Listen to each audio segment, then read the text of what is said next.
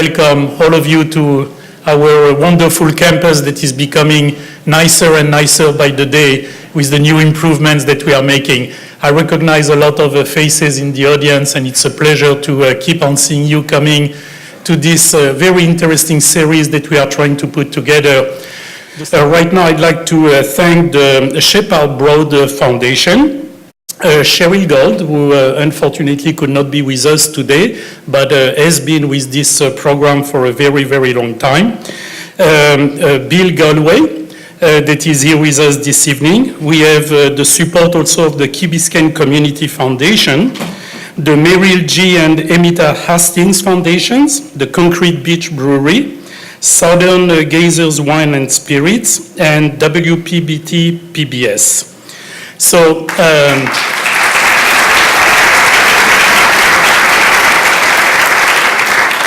thank you very much, and do not hesitate to join that distinguished group of supporters.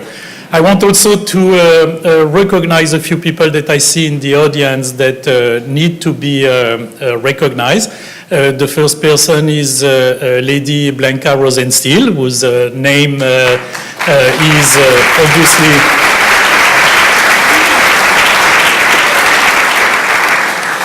very prominent in our school. I'd like also to recognize Trustee Steve Science, that is he's with her, and a great friend of the university, and his delightful companion, Paola, that is here with Steve. As a tradition we use before we introduce our speaker, we like to have one of our graduates speak about his or her experience at the school to give you an idea of what's happening here from a graduate student's point of view. And this evening we have Emily Nelson with us. Emily received her Bachelor of Science degree in Marine and Atmospheric Science at Rasmus, and is now pursuing her Master's of Science in Marine Ecosystem and Policy with Dr. Neil Hammerschlag. She's part of the Shark Research and Conservation Program, and she will share with us some of her experience. Emily, please. So I want to start out by saying thank you so much to Brian for being here. We're really excited to have him. I've worked with him a tiny bit in the past, and he's a pleasure to be around, and I'm really excited that all of you guys get the chance to see him tonight. Sorry. So, as I began my college search, I was just starting to realize that pursuing a degree in marine science is something that could actually realistically turn into a career. When I was a senior in high school, I was looking at schools on either coast, but foolishly, UM was kind of an afterthought. I never really thought I could get into the University of Miami when I was a senior in high school. However, my parents knew that this school had a really great reputation for marine science especially, and they convinced me to apply. And then I was accepted. And I was extremely shocked and excited, but still not quite sure that UM was the place for me. To be honest, I was a little afraid of the Miami party scene. It's not really my thing. But a few months later, I found myself packing my bags for Miami, and I got here in August and started my undergraduate degree. And I can honestly say since that day, I have not once regretted my decision. As a freshman, everyone's pretty skeptical, doesn't know what to expect coming in. I quickly became to enjoy the weekly labs. As a freshman, just in undergrad, we came out to this campus once a week and got to experience the wide variety of research projects going on. I also quickly became to appreciate the familial nature of the school, especially in the undergrad marine science department. But I really didn't fall in love with marine science until later that summer. I was in the car with my mom, just scrolling through Facebook on my phone, when I happened to come across a post from Dr. Neil Hammerschlag.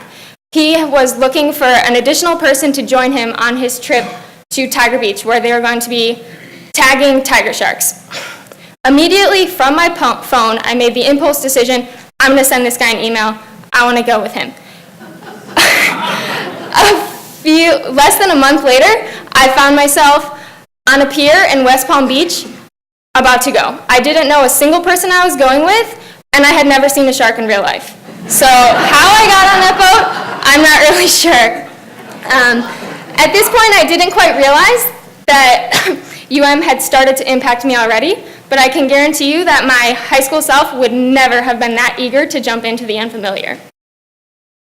To say my first trip to Tiger Beach was amazing is an understatement.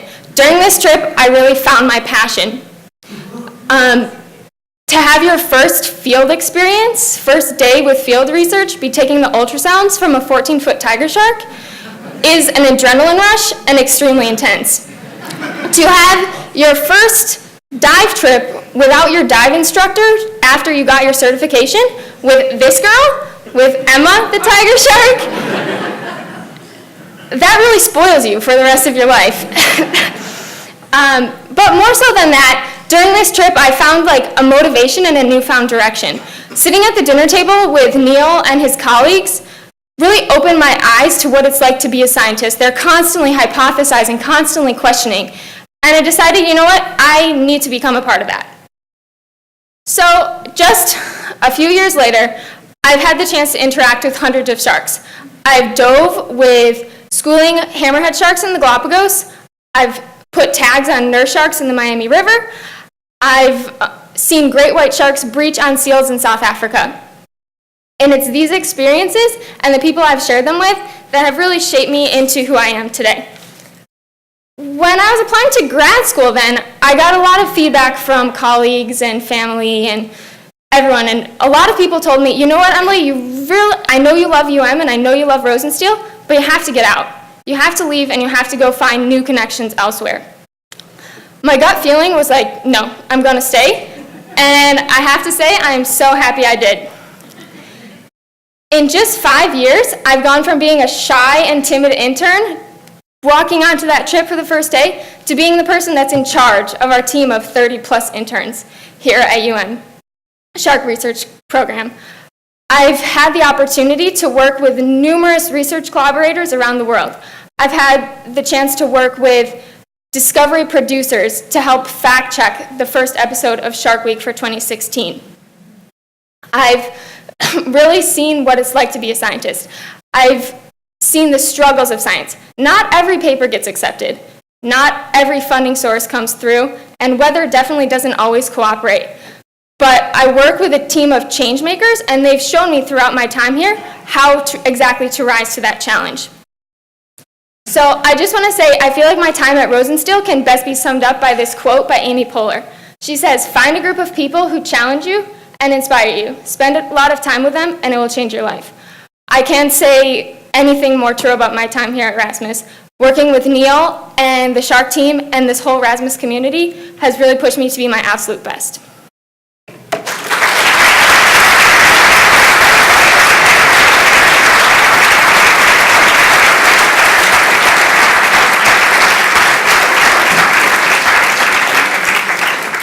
Thanks so much, and I didn't know that you were shy, in fact, okay? I would not have said so. It is now my distinguished pleasure again to introduce our speaker for this evening, Brian Skerry. Brian is a photojournalist specializing in marine wildlife and underwater environment. Since 1998, he has been a contract photographer for the National Geographic Magazine, covering a wide range of subjects and stories. In 2014, he was named a National Geographic Photography Fellow. Brian's uniquely creative images tell stories that not only celebrate the mystery and beauty of the sea, but also help bring attention to the large number of issues that endanger our oceans and its inhabitants. His year-round assignment schedule frequently finds himself in an environment of extreme contrast, from tropical coral reef to diving beneath polar ice. While on assignment, he has lived on the bottom of the sea, spent months aboard fishing boats, and traveled in everything from snowmobile to canoe to the Goodyear Blink to get the picture. He has spent more than 10,000 hours underwater. If you make the calculation, 10,000 hours, it's more than a full year underwater. Since he is a very young guy, I would say it's about 10% of his age. Brian is a founding member of the International League of Conservation Photographers, director of the New England Ocean Odyssey for the Conservation Law Foundation, and a fellow national of the Explorer Club. He also served as a Marine Fellow and Conservation International and serves on the World Wildlife Fund's National Council. Brian. Thank you for being here for Ocean Soul. Everybody ready to go for a swim? You know that's part of the deal, right? That after the show we're all going to go for a little night dive? Good, good, good. Well, it's a great pleasure to be here at the University of Miami, and particularly a great thrill for me to just be in Florida from my home in Boston, where winter has officially arrived. I actually arrived in Tampa a couple of days ago, and I took an afternoon flight, and that morning I was doing some work in my office at home, and I heard water running outside, so I ran around the house trying to find where that was coming from, and eventually saw that a pipe had burst. It froze and burst outside. I had forgotten to turn it off in the basement, so I did what I could, but I had to get to the airport, so I left a note for my wife on the table that said, please get this fixed, call a plumber, I have to go to Florida. So I'm not anxious to get back home. So if there's any assignments I might be able to do while I'm here, that'd be great. Well, what I would like to share with you this evening, and I should apologize, I'm losing my voice. I'm getting a bit of a cold, but I'll muster through here. What I wanted to share with you this evening are some of my experiences in the sea through my work as a photojournalist.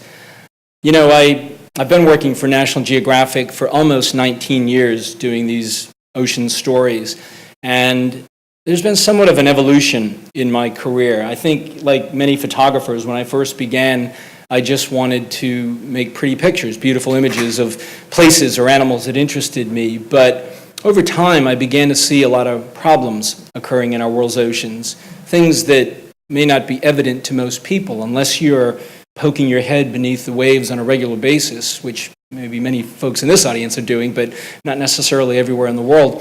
You wouldn't know that there are these problems occurring. So as a journalist, I felt a sense of responsibility and a sense of urgency to begin turning my attention and my cameras toward these issues as well, to tell a more complete story of what was happening in our world's oceans, and hopefully to look for solutions as well, because if we only have the problems, then what's the point? So what I'll share with you tonight are some of these stories. It's sort of a brief look at my work, some of the celebratory and the problems and the solutions, and I will include my most recent work, which includes 3 stories about sharks. That was the Summer of Sharks in National Geographic last year in the June, July, and August issue, and then a sort of a preview of my upcoming story, which is a cover story in the February issue of 2017 of National Geographic. So you're the first audience to see this material. So I guess if the lights are where they need to be, we can begin with Ocean Soul. So whenever I have a captive audience, I always like to begin with pictures of myself as a child, because I'm sure that's why you all came here tonight, to see this kind of thing. But I've got a million of these. But this is where it sort of all began for me, you know, about 5 years old in my parents' backyard swimming pool in Massachusetts, where I was dreaming about being an ocean explorer, you know. And incidentally, I think something happened when we scanned that old photo. The date at the bottom should say August 87. But nonetheless, you know, it was those days where I was watching the old Cousteau documentaries and reading National Geographic and dreaming about being an ocean explorer. Now, you know, coming from a little town in New England, the notion of being a National Geographic photographer was a rather lofty goal, but dreams do come true, and today I get to travel the world dressed like a Marvel comic book character and you know, pursue wildlife to photograph. This is me in my snazzy camouflage wetsuit up off of Cape Breton, Nova Scotia, thinking I was going to sneak up on a leatherback sea turtle, which was not an especially good idea. But, you know, for me, the ocean really is the perfect place to work as a photographer because it's filled with mystery.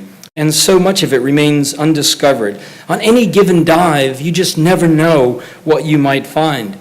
Not too long ago, I was being interviewed about my work by another magazine, a photo magazine, and one of the questions the interviewer asked me was, what did I think the most important photograph ever made since the advent of photography was?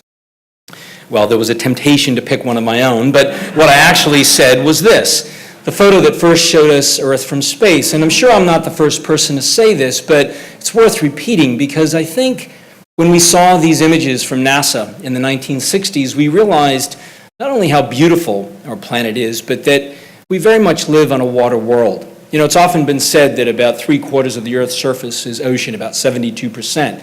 And that's true, but I think perhaps an even more important statistic is that 98% of the biosphere, 98% of the livable, habitable planet where life can exist, is ocean on planet Earth. So it's in our best interest then to explore this watery world and to conserve it, to protect it, to learn as much as we can about it. So my work is about exploring this watery world photographically. It's really a personal story of discovery and trying to peel back the layers of mystery that exist with animals and ecosystems in the sea. And I believe that my most important role remains as artistic interpreter of all that I see. I need to understand the science, but what I'm really trying to capture is the poetry in the ocean to compel people to care. Humans respond emotionally to a photograph, and I think photography and images can be an especially powerful way to get people to care. So for the last almost 4 decades, I've spent exploring the sea and continually looking for compelling stories and moments underwater that will inspire readers to want to know more. And it could be a simple thing like a tiny yellow goby living inside an abandoned soda can in the bottom of Suruga Bay in Japan. Or it might be spending time with a whale. This is my assistant, spending time with a 45-foot, 70-ton southern right whale in the sub-Antarctic. This was a newly discovered population of whales that had never seen humans before, and it was a very speculative trip for me to go down there and try to photograph them, because I didn't know exactly what I'd find, but these animals were extremely curious, and this is an animal that was choosing to interact with me. I could never swim fast enough to get a picture if he didn't want me near him, but they hung out with us for hours at a time. So these are the stories that hopefully people will see in a magazine and make them compelled to want to know more. Having these experiences has become rather addictive for me. I typically spend about 8 or 9 months every year in the field shooting these stories for the magazine.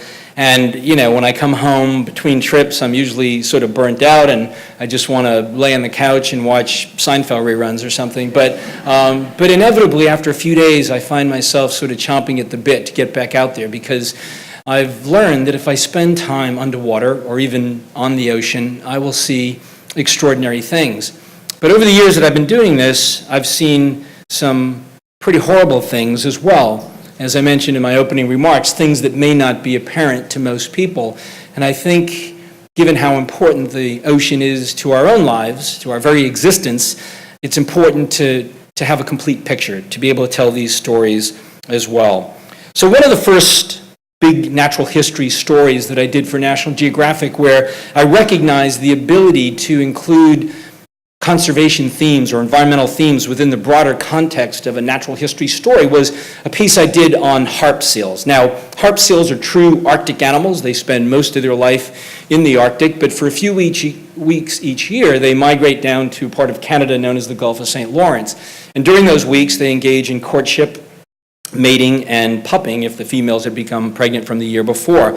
And all of that drama is played out against a backdrop of transient pack ice that moves with wind and tide. And that was the story I initially thought I wanted to tell, to just go there and photograph these animals on the ice and below the ice, underwater in this 29-degree icy realm underwater. But as I began to work on the story, a couple of big issues became evident to me, environmental issues. Probably the most important was the loss of sea ice, the decline of sea ice due to climate change that was occurring in this region, in the Gulf of St. Lawrence. This is an aerial photograph that I made during harp seal season from a helicopter. And even though we see a lot of ice in this picture, there's a lot of water as well. And the ice that we do see is quite thin. And the problem is that those pups need a stable ice platform from which to nurse from their moms. They only need 2 weeks. It's the second fastest weaning in the animal kingdom. But if they don't get those 2 weeks, they can fall into the sea before they're ready and they can die. And the time that I was doing this story, about 10 years ago, that's exactly what I witnessed. And these were some of the only pictures that had ever been made of this sort of thing happening. This was a pup that was about 5 or 6 days old, still has a piece of its umbilical cord on its belly there, the red part, that has fallen through this very slushy ice, and the mother is frantically pushing it back up to breathe and to get back to stable purchase. So in the time that I was up there, as I said, about a decade ago or so, I saw a number of these animals that made it, but like this one, but I saw a number that didn't as well. But in the years since, the ice has been less and less. In some years, it's been non-existent. There's been no ice at all, no sea ice. And on those years, the pup mortality rate has increased to 100%. So in terms of future age classes, there will be none going forward. So what will happen to these animals? We don't know. They may adapt and survive, or they may go extinct.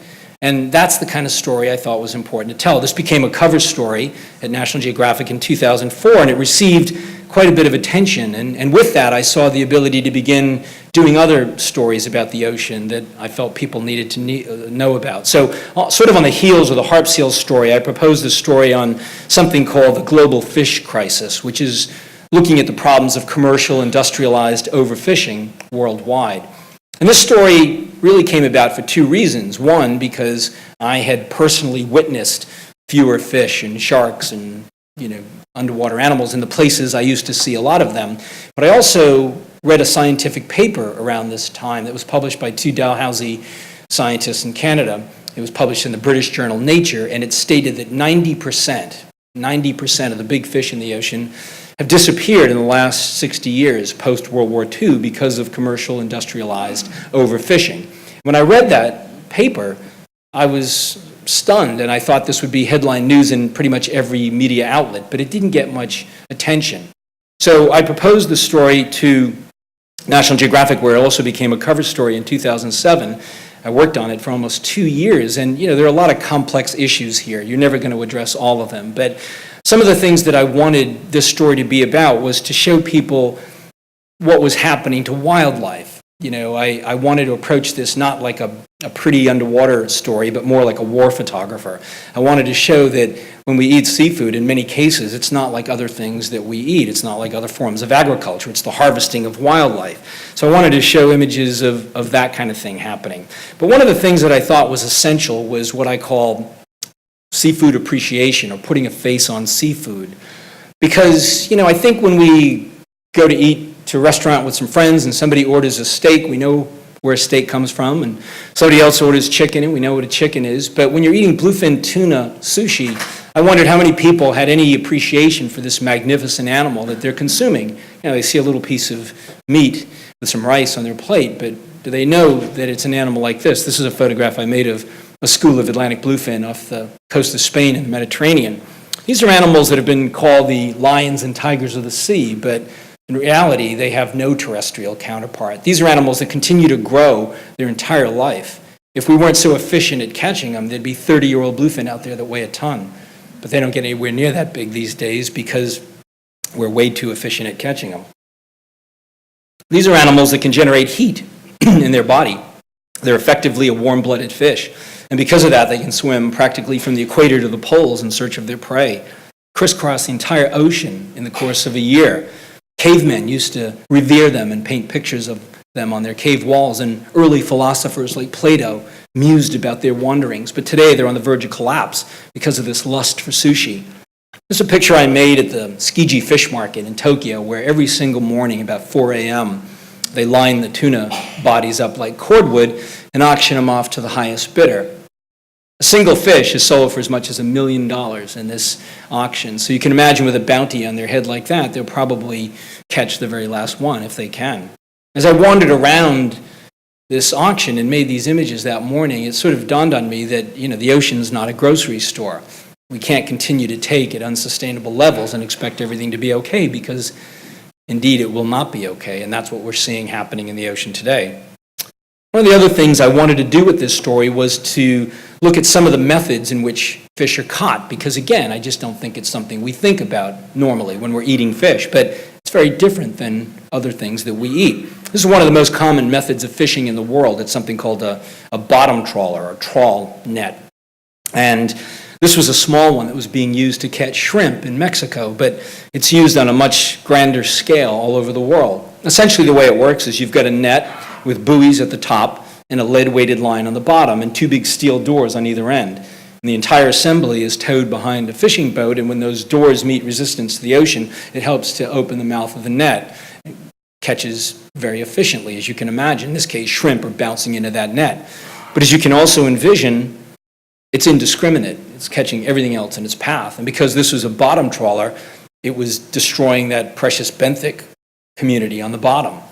Corals or anemones, things that are living down there that effectively are being clear-cut. This is a photo I made of the fisherman holding the shrimp in his hands that he caught after towing that net for 1 hour. And all those other animals that are dead on the deck of his boat beneath his hands are bycatch. These are animals that die in the process but have no commercial value and will be thrown back into the sea as trash. So in many places in the world, this is the true cost of a shrimp dinner. 7 or 8 shrimp and maybe 12 pounds of other fish that die in the process.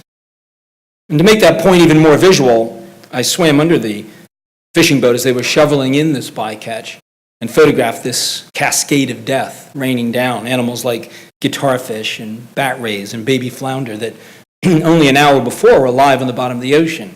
And this is happening every day in places all around the world. Not everywhere. Some places have gotten better.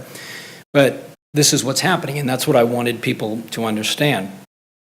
I also spent time when working on this story looking at the shark fishing world, because as you may well know, back then when I was doing this story and still today, every single year more than 100 million sharks are being killed on planet Earth.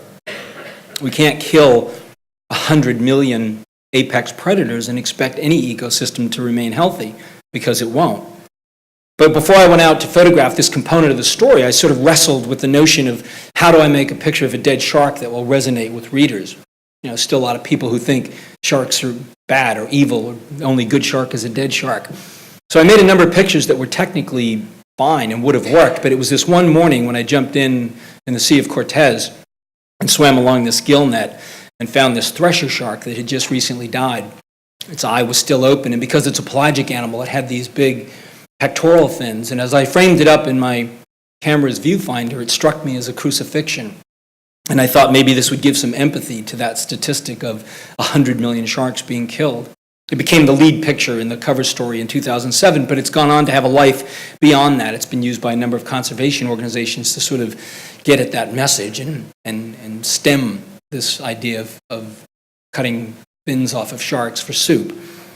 So these stories, particularly that global fish crisis story, left an indelible mark on me, and it sort of has been something I've returned to in many of my stories in the last decade since I did that story. Last year, as I mentioned, I did 3 separate shark stories, and a big part of it was because of what I learned doing that global fish crisis story. But what I wanted to do this time was do a more celebratory series. But the idea was, rather than do a one-off in the magazine, I wanted to really hammer home to the readers of the magazine that there are differences with sharks. I've been diving with sharks since probably 1982, and although I feel we've made a lot of progress, I still think there's this sort of connotation out there that sharks are the shadowy, one-dimensional creatures that are just waiting to eat us when we put a toe in the water. And, I think that hasn't served them at all. As long as you can villainize something, it's not a very long leap to kill it. And I think we need to celebrate sharks. So what I wanted to do with these stories was to give sharks a bit of a makeover, to show them as unique, as having personality, if you will, and to use science wherever possible to sort of get people to appreciate them. I don't have any illusions that people will ever feel the same way about a fish as they do perhaps a furry mammal in the forest, but I do think that if we can get people to appreciate them maybe there'll be some empathy to protect them. So the first story I did was on tiger sharks, and I'm just going to show a few pictures from each of these stories here. But, this is an animal, as you well know, this is the home of tiger shark research, but an animal that has long been portrayed as a monster, considered the most dangerous shark in tropical water, the second most dangerous after the great white, but an animal that is far more complex, as I've learned from Neil. These are animals that, although they may be some of the biggest, baddest guys in the ocean, as Neil says, they lead difficult, fragile lives sometimes, and it's not always easy for them. So that's what I wanted readers to come away with. I wanted to show pictures of baby sharks, like this neonate tiger that I photographed in Hawaii that was only about 4 or 5 days old, to show that they do have babies, that they do have a life cycle, that they're not just this monster out there, that there is some humanity, for lack of a better word, in these animals' lives. I worked in a number of locations, including South Africa, but the best was probably Tiger Beach, as Emily said, a place that I had worked well over a decade ago. I spent many years of my life trying to find a location where I could photograph tigers predictably, and had no success until a little over a decade ago when this place was sort of discovered, and it's become such a popular place for those reasons. But for those of you who haven't been there or don't know about it, it's a place that is very shallow, maybe 20 feet of water, where on any given day you can find yourself in the company of these beautiful big tiger sharks. A habitat of white sand and turtle grass. And with some of my photos, I was trying to sort of emulate terrestrial tigers, slinking through the grass in India or something. So I would get behind these little sea fans and corals and try to, look at them from the perspective of their terrestrial namesake here. Of course, other people just want to have a face-to-face conversation with them. How was your day? Not bad. Who did you eat today? No. No, this is, of course, one of the ecotourism operators here that many of these folks have sprung up because it is such a relatively easy place to get out to and go to and see these incredible animals. There's a number of ecotourism operators who will get you out there if that's something that's interesting to you. And, I think it's important to recognize that this kind of work is not without risk. Whenever you're working with wild animals, or any animals for that matter, there's always an element of risk. But I do think it can be done very safely, and I do think that is really a testament to these animals. You would never do this with lions in Serengeti. You wouldn't get out of the Land Rover and put a steak on the ground and lay on your belly with a camera, but you can essentially do that with tiger sharks, and they're very polite, they're very well behaved. So I think that's really the message. And of course, science was a big part of this component for me, and thanks to Neil and his team, I was able to make a series of pictures, and we had video for the television special and so forth as well. But Neil could speak to this picture far more than me. But throughout my career, I've worked with a lot of really great researchers who do a lot of the same things. When they catch animals, they tag them, they measure them, they take a DNA clipping or sample. But what's fascinating here was Neil's team was doing this ultrasound work, because they've identified this place, Tiger Beach, as essentially a maternity ward for tiger sharks, where many of the females are pregnant, and they're doing ultrasounds to see, how many pups are in utero, and then, of course, the tagging data will show where they go to perhaps deliver those pups. So in terms of conservation, these are going to be critical habitats that we might want to protect. So it's all very important, and that's what I wanted readers to understand. So, it's important to show the dead shark in the net, but then I need to show them what's happening here in the front lines, and how we can move forward, how we can find a solution to these kinds of things. I also did a story last summer on the oceanic white-tip shark, which is an animal that's considered the 4th most dangerous species if you pay attention to such list. But this is an animal that lives out in pelagic water, a true open ocean hunter, and has to be especially efficient to be able to do that with those big pectoral fins and the dermal denticles that make it silent when it's swooping down maybe a mile deep, to attack prey that never hears it coming. This is an animal that, as recently as the 1970s, if you look at literature, scientific literature, as recently as the 1970s, the oceanic whitetip was described as the most abundant large animal on planet Earth. Large meaning anything bigger than 100 pounds. Today, it's 99% in decline, on the verge of extinction. So it went from being the most abundant large animal on the planet to on the verge of extinction, in just a few decades, not unlike the passenger pigeon or the dodo or the bison out west. A few years ago, I did a story for National Geographic about sharks of the Bahamas, and at the time I did that, I didn't know anybody who had actually seen an oceanic white-tip in maybe 2 decades in the Bahamas. But we heard a report from some sport fishermen that said that they were seeing oceanics stealing their yellowfin tuna off their rod and reel when they were recreational fishing. So I chartered my buddy's boat, and we went down on a 16-day trip, and in 16 days we only found one. Turns out we were there at the wrong time of the year. But for this story, I went back at the proper time of the year, and we had better luck. But, you know, again, these are animals that have been portrayed as real monsters, but in reality, quite fragile in that respect, and on the brink. This was on the last day I was out there, and we had a few of them around, and this one in the foreground had a satellite tag. So, you know, hopefully the data that's yielded from this tag will help us to know, or help researchers to know, where they're migrating to, and that those places can be protected as well. They're protected in the Bahamas, but not elsewhere. So I have a little video that shows me sort of working with these animals behind the scenes, and we can take a look at that.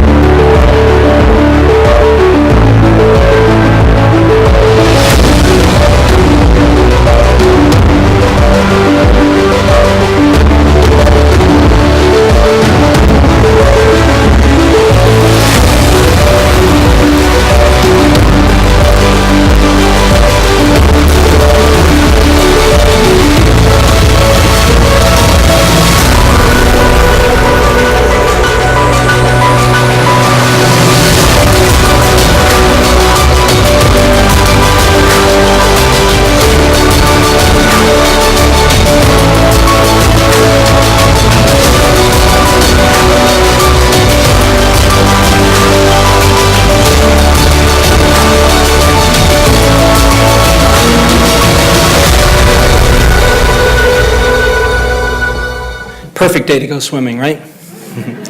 Well, the third of the 3 consecutive stories last year in the magazine was a story that I did on the great white shark, which, of course, is the largest predatory fish on the planet. It's an animal that, as you probably know, can grow to well over a ton in weight and at least maybe 20 feet in length, as far as we know, an animal with 300 big serrated teeth in its mouth, and truly an ultimate predator. But despite that, it still remains largely enigmatic, at least in many parts of its range in the world. You can imagine if there was a terrestrial predator the size of a pickup truck that was hunting up and down the coast of California or South Africa, we would know everything there is to know about that animal. But in the ocean, that's not the case. It's very difficult to find these animals. It takes time and resources, and it's just a very difficult challenge, and these folks here are on those front lines, as I mentioned. So with this story, I decided to work in 2 locations. I'd been in South Africa, I'd been in Guadeloupe, did one of the very first trips there, but I wanted to work in Australia because Australia was a place where I could work on the bottom. And I had this picture in mind, like you see here, that would show the shark as part of this benthic community. You know, sharks are beautiful up in the blue water, the green water, but in that void, there's not a lot of context. So with this, I was hoping to be able to use a bottom cage, the only operator in the world that has one, as far as I know. And we went down, 60, 70, 80 feet, and I was able to try to work on the bottom. Now, it was a challenge because the boat was always moving, swinging with tide and wind, and the cage would always bounce around too. And we had this curtain of jacks, these silver fish that were just encircling, enveloping the cage. So you didn't have much time, but to make this photograph, I had to slide the door open and then sort of punch through the silver fish with my housing and shoot off 2 or 3 frames as this white shark was coming through this forest, approaching this ray. They do eat rays. He didn't eat that one, but he could have. And they're also there to eat seals. But, again, to put a picture like this in the magazine might make people want to know a little bit more and read a little bit about these animals. I did also work on the surface in Australia as well. This was a very rainy, sort of turbulent day. The rain was pouring down, and this white shark was right up there on the surface. And the operator I was working with had a larger big cage that we could use on the surface, but I noticed that he had one up on the top deck that was a single-person cage that had big openings in it that I thought would be perfect for me. So I asked him about it, and he said, well, we don't usually use that one. And I said, well, why not? He says, well, those big openings, a shark can get in there. And I said, oh, yeah, I know, I've done that. I said, you just gently push them back out with your camera. And he said, well, all right, Brian. He says, you can use it, but, be careful. So I got in there, and it was all working well until one day when about a 14-foot male white shark decided to be a little frisky and poke his head in. So I did my thing, pushing him back, and he ended up pushing in a little harder and got caught between my strobe arm and cable and literally ripped my strobe arm off, this aluminum arm that's bolted to my housing. He ripped it off, one quick motion, and I was about to lose my whole rig, my whole camera system, which is about a $25,000 rig. So I sort of walked up the side of the cage, I didn't have fins on, and I tried to unwrangle the cord from his head. And in the end, I lost the strobe. It broke, it parted, but I kept everything else. So we got a little video that one of my assistants happened to catch on GoPro. You don't see it all, but you see a little of it, so we'll have a look at that.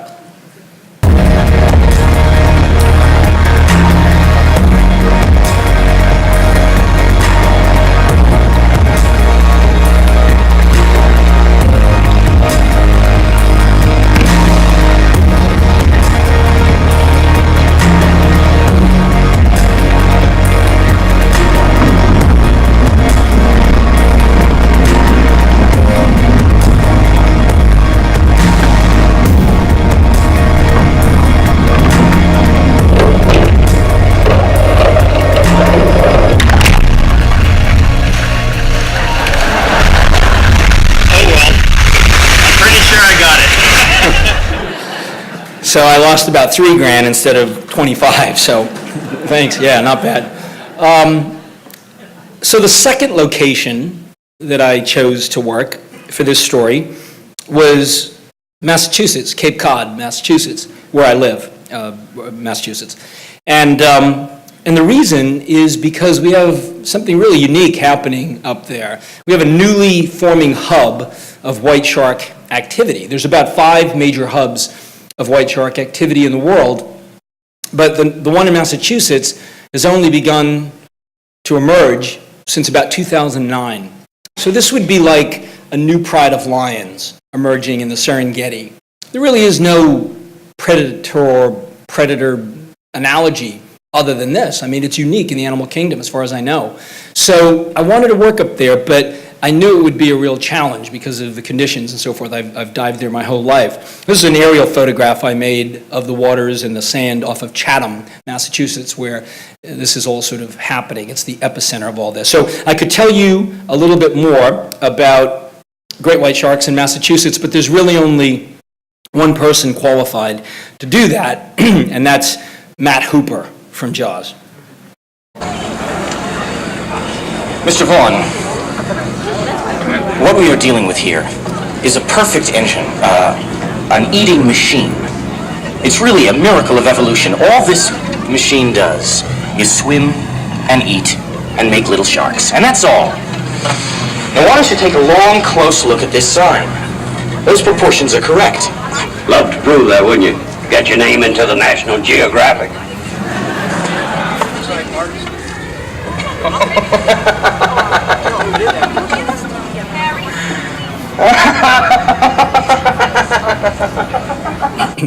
Well, that's why I do it. It's just to get my name in the magazine. So this is why the great white sharks are there, gray seals. Now, there's anthropological evidence that just was revealed in the last year or so that indicates that there was once a very robust population of gray seals in Massachusetts, at least around the time that the Pilgrims came in 1600s. But they were wiped out by the early sealers. The sharks were probably there then too, but they vanished. But since 1972, with the Marine Mammal Protection Act, the seals have slowly come back, and now there's a very robust population today. And it seems the sharks have discovered that, and they are coming back too. So this is a natural state. This is probably the way it was a very long time ago, but we don't have anybody around to tell us. So in terms of photography, it's really a unique challenge. This is an aerial photograph that I made of a white shark hunting along Monomoy, this little sandy spit of beach off of Chatham, and you see all those seals in the water. All the common literature that exists in science right now says that great white sharks need about 80 feet of water depth to ambush a pinniped, a seal. But we have been working in this predation study up there, and we have plenty of evidence showing them hunting in about 9, 10 feet of water. And they're using a different strategy to do this, too. They're often sort of coming in low, coming up, and doing a lateral snap, like a mako shark, to attack the seal. Sometimes they come up from below, but they're not doing a full breach because it's very shallow water. But these animals, as I said, are hunting very close to the beach. And I was working with my old diving buddy, Greg Skomel, Dr. Greg Skomel, who's a fisheries biologist in Massachusetts, who since 2009 has been doing a population study. And he uses a boat with a pulpit, as you see here, uses a spotter plane to find the sharks. And then when he gets close, he tries to get a little bit of video with a little GoPro camera on a pole. And each animal has unique markings. So in just those few years, since 2009, he's identified 200 different animals, 200 different individuals. And there's probably a lot more. But that's just the beginning. So, Jaws was about one shark. We've got at least 200 up here. And you can see how close they are to the beach. This is Nauset Beach. This is the most popular beach in Cape Cod, right here. And many days I was out there in my own boat doing my own work, and you'd see surfers and swimmers and boogie boarders. And one day I had this happen where they were attacking my seal decoy. And, again, this is happening right off the beach. I mean, this is 30 yards off the beach. And in order to get photographs, this was a very challenging situation because the water is very murky. These sharks can't be attracted to bait. You can't chum them. You can't put tuna oil or chum in the water. They don't have any interest in that. They're only interested in the gray seals. You can't put a cage in the water because it's too murky and the current's too strong. So the only way I could get photographs was to use a seal decoy. It took many sort of versions to come up with the perfect size, and then I had to figure out a way to put wireless cameras in there, both still and video, and be able to see this in real time, hundreds of meters behind the boat. But in the end, it took me 5 months, 2 seasons to get one picture, but we ended up doing it. So I have a little video that shows some of that.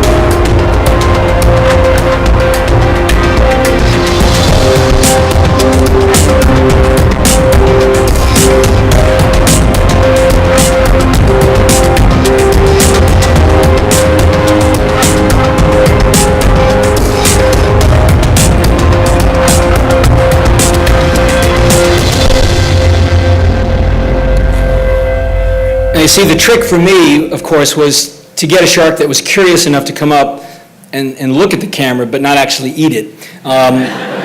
Because when that happened, it was $5 or $6 grand, and you had to go back and do it all over again. But after 5 months, 2 seasons, I got the first picture. This is one of the series of images I made of one of these Cape Cod great whites. And you'll notice that there's actually a shadow on the bottom. This shark was only in about 5 feet of water. That's where they're hunting. And I named this guy Mike Tyson because he had a face tattoo. I think those are seal claw marks on his face there. But anyway, I think, this is just the beginning of some really interesting work that's going on up there. And there's really not much work in the Atlantic on great whites. So I think a lot will be revealed and a lot will be learned about these very complex animals. It had been believed that great whites only lived to about 35 years old. And a paper came out a year or so ago by Skomel that suggested they live maybe into their 70s. And some of the tagging data is showing some really unusual patterns. They tagged a white shark, an 18-foot female off of Chatham a few years ago in July. And in February, she was in the Flemish Cap in the very North Atlantic up near Greenland. So what's an 18-foot female solitary animal doing in the Flemish Cap in the middle of winter, in the coldest part of winter in the very North Atlantic? We don't know, but it's interesting. And I think, as Neil has pointed out to me, these animals are far more complex, have higher degrees of cognition and the wisdom that they possess. If we could tap into that, what we would learn. So I wanted to sort of begin to close here. I'm not ready to close, but I wanted to go back and talk about what else I learned from that global fish crisis story.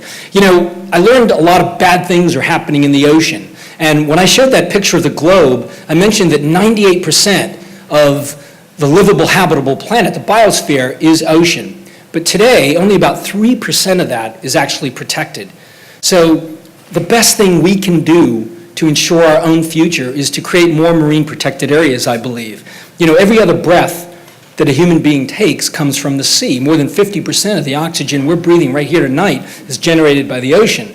So it's in our own best interest to create more protected places, to give the ocean a chance to heal itself. So as a solution to that global fish crisis problem, I did another story that appeared in that same 2007 cover story.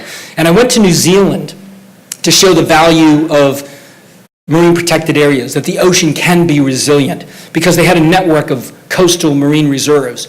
And I saw, stunning life. I saw abundance and diversity. And when I first arrived, I met with this man, Dr. Bill Ballantyne, who's the father of marine protected areas. He was a Brit, born in London, but moved to New Zealand early in his career, and he was a mollusk scientist, so any day when the weather was good, you'd find him on his hands and knees collecting data. But it was back in 1975 that Ballantyne convinced the New Zealand government to create the very first marine protected area in a place called Goat Island, this little rocky stretch of beach on the North Island. And I still don't know how he did it. He had to fight commercial fishing interests that wanted no part of legislation. He had to fight recreational fishermen who used to go there to fish off the rocks. And he even had to fight his fellow scientists because they used to go to this spot to collect specimens, samples. But somehow he did it. And he told me, he said, Brian, when we protected it, we thought that certain things would happen. For example, certain species of fish that had been fished to the brink of extinction, like the New Zealand snapper that we see here, he thought would come back. And they did. They came back both in size and in number. But he said other things happened that they couldn't have predicted. For example, the New Zealand snapper eats sea urchins. We see one with 2 sea urchins in his mouth right here. Well, sea urchins eat kelp. So when the fish were wiped out, all that was left was the urchins, and they ate all the kelp. So whenever anybody looked under the water in that part of New Zealand, they saw urchin barrens, acres and acres of sea urchins, and that's how they thought it was supposed to look. But when they protected it, the fish came back, controlled the urchin population, and lo and behold, you had the emergence of kelp in this shallow water area. So this is probably how it looked 1,000 years ago, but nobody was here to tell us. So the idea is by creating these protected places, we restore it to a natural equilibrium, and we can have a baseline for conservation in other places. We know how it's supposed to look. What I saw was not only the marine life returned, but people returned as well. These were 2 brothers whose mom and dad had driven them from Auckland. It was about an hour's drive that day, and they passed by more beautiful beaches, white sandy beaches. But they came here to this little rocky, craggy coast because there was something to see. There was life. It's not complicated. We need that connection to nature. And when we protect a place like this, we leave it alone, it comes back and people come too. Bill Ballantyne told me another interesting thing. He said that in 1975, pre-protection, about 3,000 people a year would go to this place, Goat Island. And after they protected it, all the newspapers in New Zealand had headlines that said, "Nothing left to do at Goat Island." Because they said, if we can't go fishing, there's nothing left to do.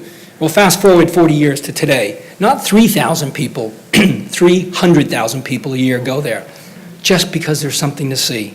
So, and this is a photo that I made on a very stormy day in a place called Poor Knights Island, a marine protected area in New Zealand that was designated a no-take marine reserve in the 1980s. And I made this picture on a stormy day. I had to convince the captain to go out. He didn't want to go out. But I had this sort of photo in my mind because the day before I had tea with an old-time Kiwi diver, an old-time New Zealand diver named Wade Doak.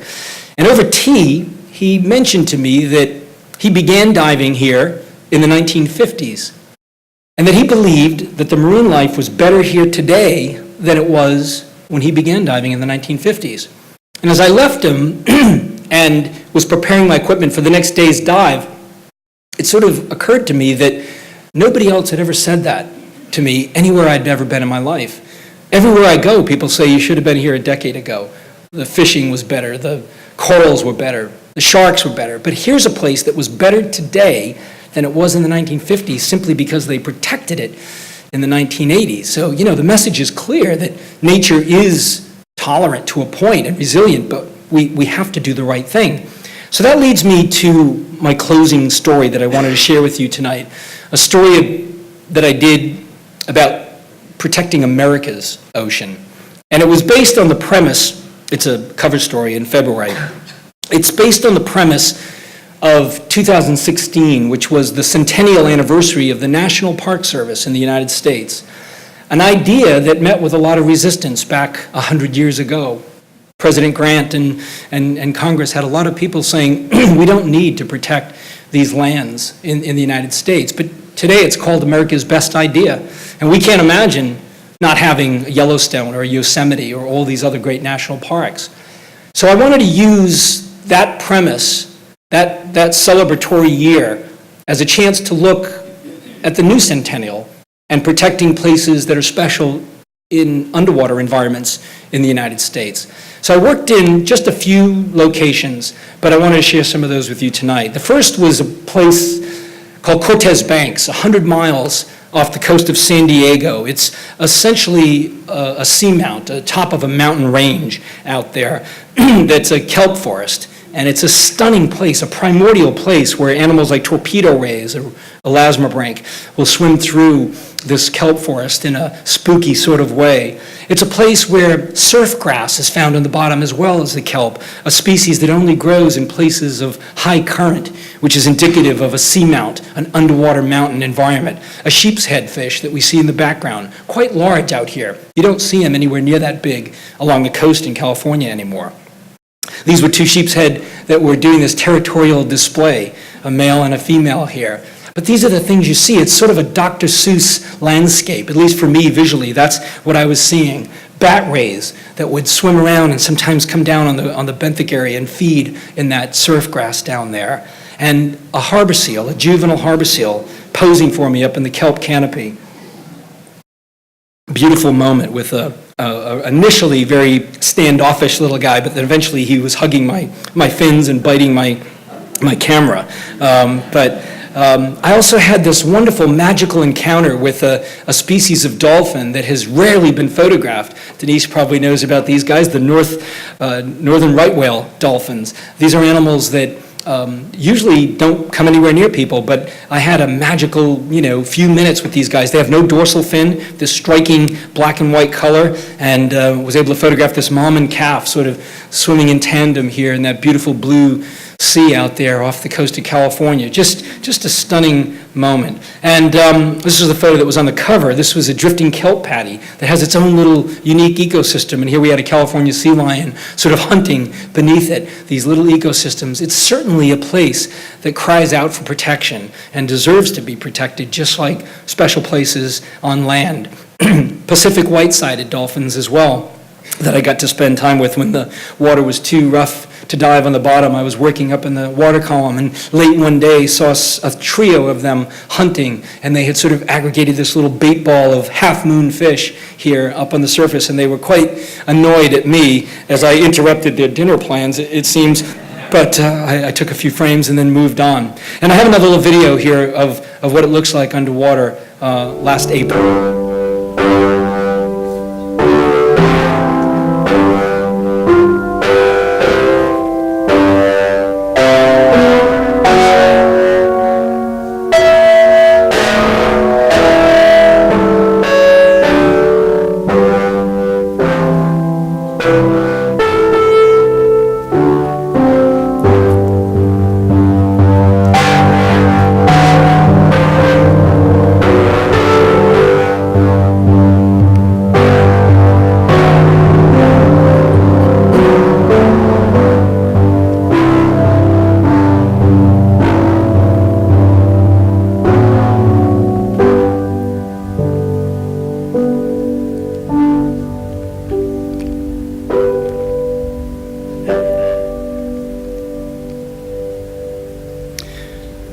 Cortez Banks.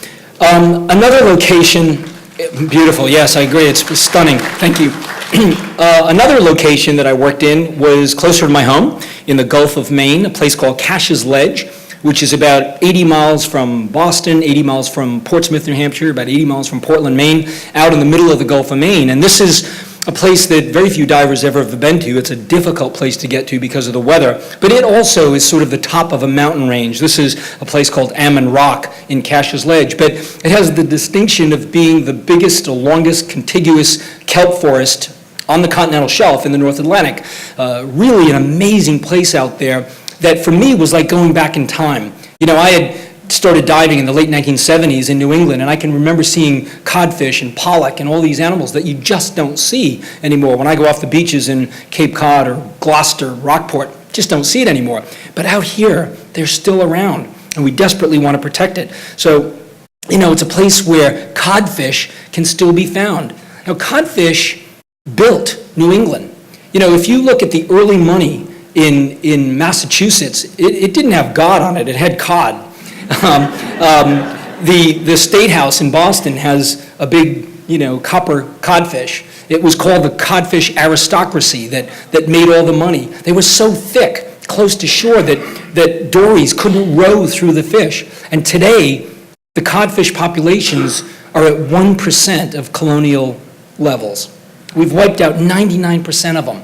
But this is one of the places where you can still find them. And out here, they have this orange color. They've learned to mimic that kelp and blend in, so they're camouflaged a bit. Just a stunning species. Here we see one with some cunner as they're sort of feeding over that red algae on the bottom. Just an amazing temperate water forest out there that we've only scratched the surface of exploring.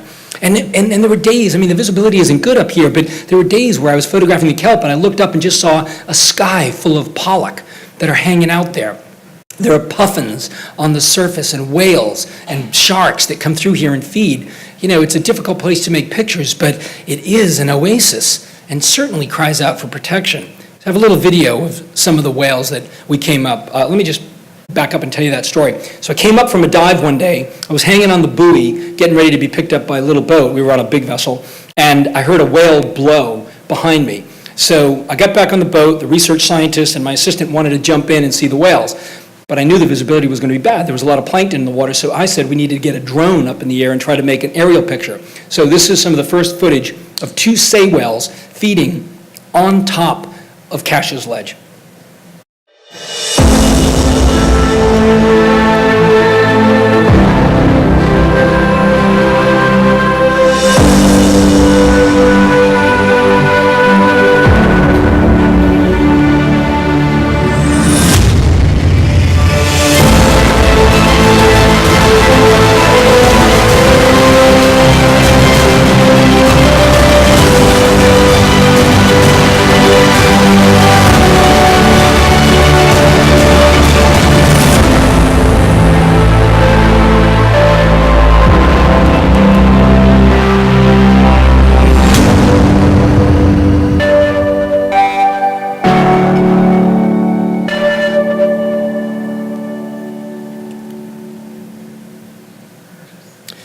So neither of those places, Cortez or Cash's, are protected, but I wanted to work in a place that was, that showed some of the benefits of protection. And I went to the island of St. Croix in the U.S. Virgin Islands because in 1961, President Kennedy protected a place called Buck Island using the Antiquities Act and designating it one of the first marine national monuments. And because of that protection, this place has fared a little bit better than the rest of the Caribbean in many respects. You know, the Caribbean has been pretty badly beaten with climate and degradation from human intrusion and so forth, but because of that protection, that vision from 1961, Buck Island is doing better. So, you know, it's certainly not perfect, but I saw schools of fish, you know, tangs and trumpet fish, big, thick schools of fish, and the corals were far better than you would see in many other places. Elkhorn coral, which is one of the only corals to be listed on the endangered species list,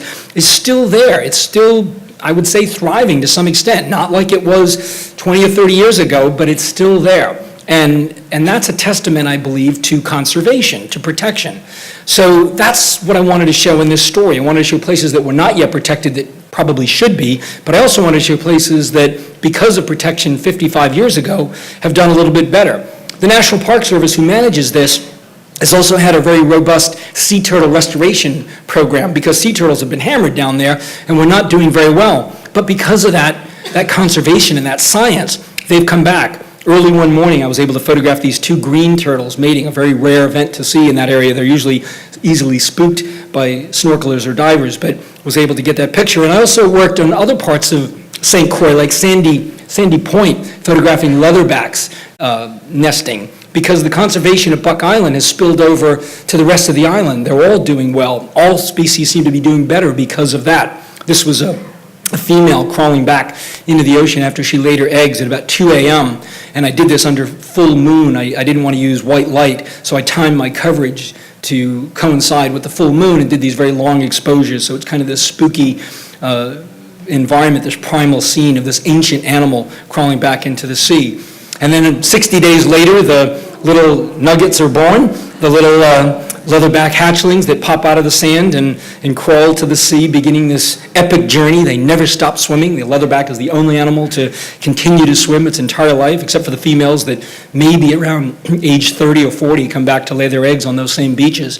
But this is what I wanted to show. And the last location for my story that I wanted to share with you tonight in the close is on Midway Island, because during this whole process of working on this story, we were in communication with the White House, who had heard about the idea of protecting places using this blue centennial notion, and they liked the idea. They thought that would be a good thing to do and part of President Obama's environmental legacy as he left the White House. So it turns out that in the last days of August, the president protected what became the world's largest marine protected area in Midway, or off of Midway, in the Northwest Hawaiian Islands.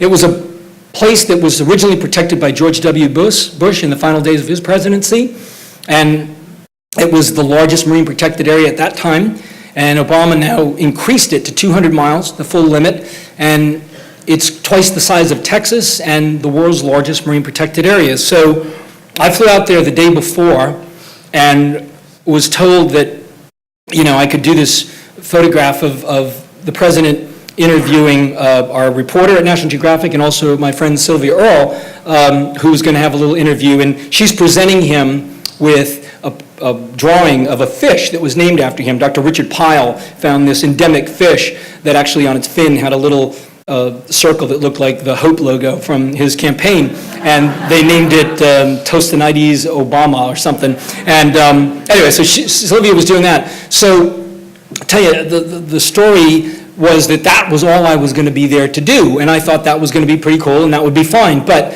when I arrived, Air Force One landed, and I was ready to photograph the president coming down the front entrance, but the back entrance, some press came down, and I felt a hand on my shoulder, and it was the president's personal photographer, Pete Souza, who knew me, and there's a backstory there, but he pulled me aside and he said, "Brian, if you're interested, we have an invitation from the president for you to go snorkeling with him today." And I said, well, yes, I am. So my mind is racing now, because I arrived the day before, and I had done some snorkeling with Sylvia, and I took apart all my camera equipment, my housing, and that underwater gear was all packed away.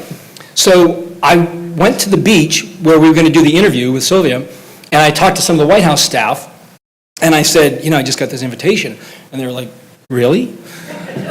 "That's very unusual," they said. "Changes to game day never happen."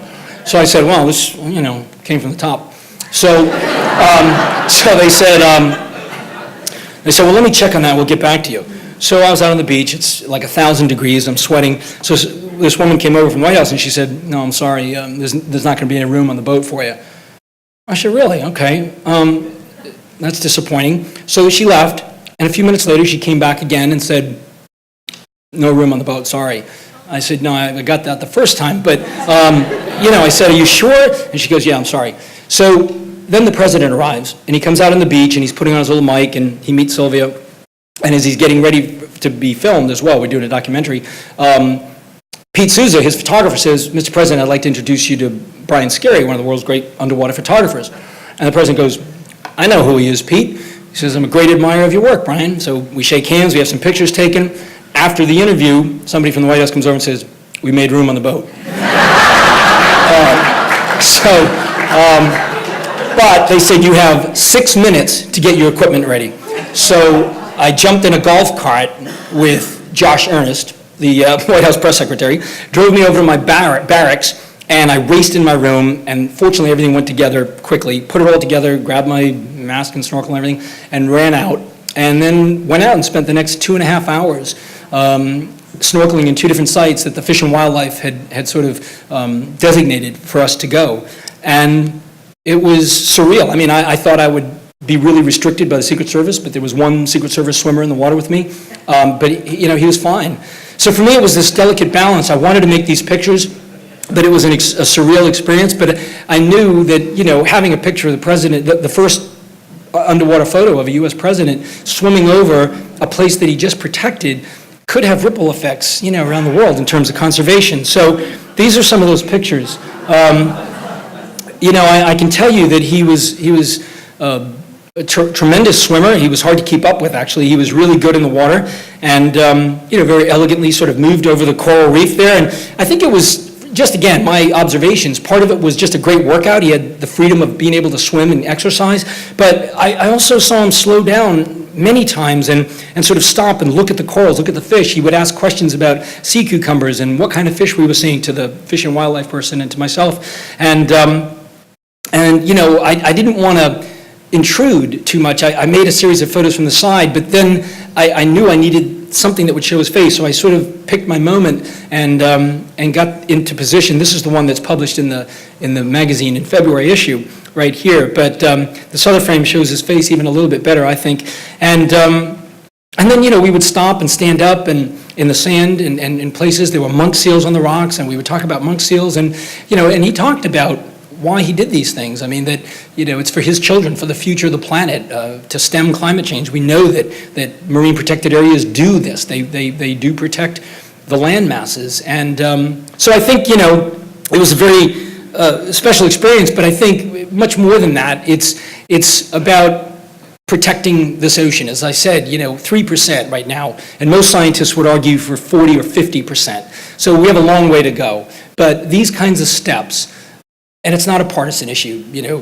Republicans, Democrats have all done it, and we need to, I believe, continue to do that for our own future. That's just my opinion. But anyway, so, in closing, we step back and once again see our planet from a distance, knowing that all of these things are going down in the blue parts and so much more. And to conclude, I'll go back to New Zealand with this kind of trippy picture that I made on one of those days. And in the final paragraph of my book, Ocean Soul, I say the following: "We are all connected to the sea and tied to her fate. The wounds suffered by Earth's oceans are not fatal. We can still turn the tide of past harm into a groundswell of future protection.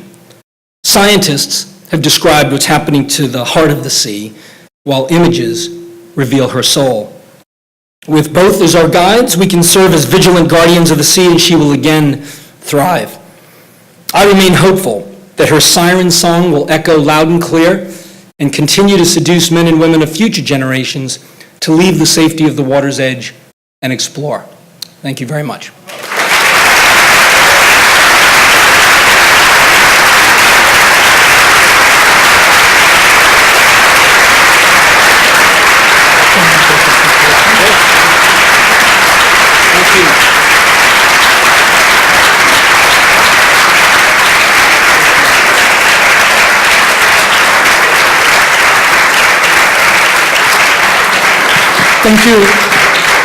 Thank you very much, and thank you for Brian for an amazing lecture. It was really fun and beautiful.